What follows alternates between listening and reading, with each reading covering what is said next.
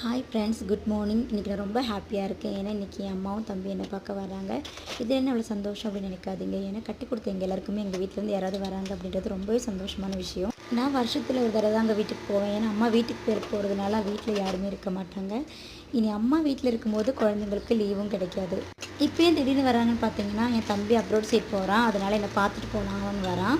அவனை பற்றி சொல்லணுன்னா எனக்கு நிறையவே சொல்லணும். என் மூத்த பையன் மாதிரிங்க அவன். எனக்காக நிறைய விஷயங்கள் அவன் பண்ணியிருக்கான். நிறைய விஷயங்கள் அவன் இழந்திருக்கான். அவனை பற்றி சொன்னாலே நான் ரொம்ப எமோஷனல் ஆயிடுவேன். நான் வீடியோவில் ஈவினிங் வரும்போது உங்களுக்கு காட்டுறேன்.